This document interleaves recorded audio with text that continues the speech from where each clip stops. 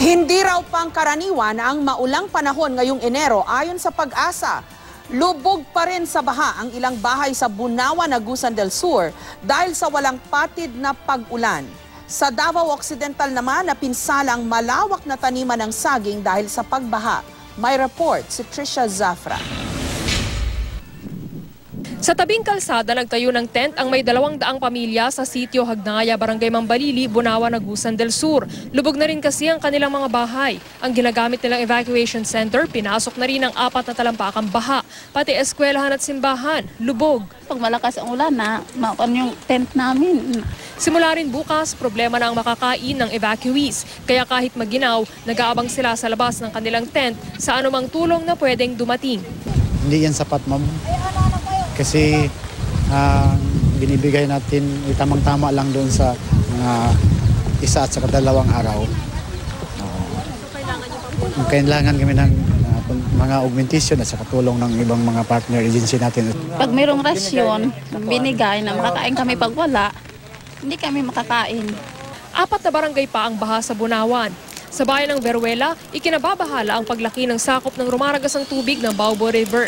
Napalambot at tinangay na ng tubig ang malawak na kalupaan sa tabi ng National Road. Dahil sa walang tigil na pag-ulan, pinangangambahan na rin ng mga taga rito na masira, maging itong kalsadang ito. Unti-unti na kasing kinakain ng rumaragasang tubig yung gilid na bahagi nitong kalsada. Delikado yun kasi hindi lang mamalayan na baka malandslide na yung ang kanilang tinapakan ng sasakyan nila.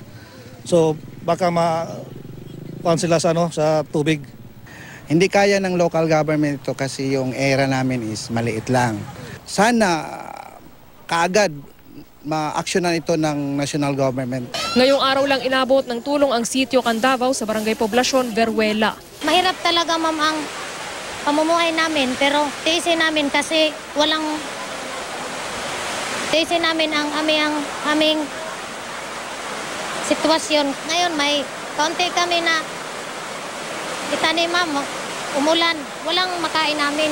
Namahagi ang lokal na pamahalaan ng bigas, delata at water purifier.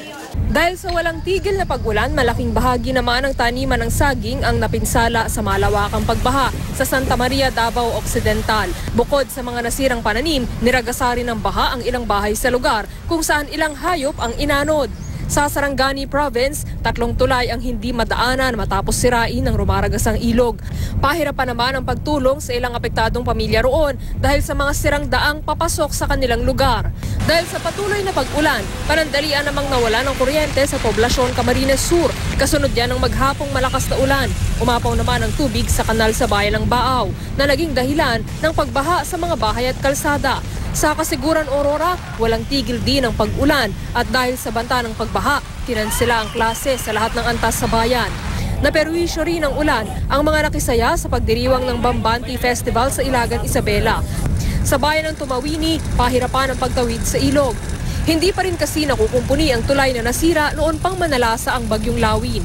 Hindi umano pangkaraniwan ang maulang panahong nararanasan ngayong Enero. Sa datos ng Pag-asa, mas maraming ulan ang bumagsak sa Central at Southern Luzon, buong Visayas at halos buong Mindanao simula January 1 hanggang 22 dahil daw ito sa malalaninyang kondisyon sa Pacific Ocean. Kaya manatili pa ring I am ready sa maulang panahon ang mga taga Mindanao. Paliwanag ng Pag-asa, umiiral pa rin kasi ang tail end of a cold front habang hanging amihan naman ang nagpapaulan sa Luzon at Visayas. Sa datos ng Metro Weather, posibleng umulan sa Metro Manila bukas ng umaga. Sa Luzon, maghapong maulan sa Cagayan Valley, Cordillera, Aurora, Quezon at Palawan. May hinang ulan naman sa Ilocos Region at sa Central Luzon sa hapon. Magiging maaliwala sa Visayas maliban sa gitnang bahagi. At sa Mindanao, buong araw na maulan sa Zamboanga, Northern Mindanao, Caraga at Davao Region. Kaya nananatili ang banta ng landslide at flash floods sa mga nabanggit na lugar. Habang sa hapon, ang ARMM at Soxargen naman ang uulanin. Trisha Zafra, GMA News.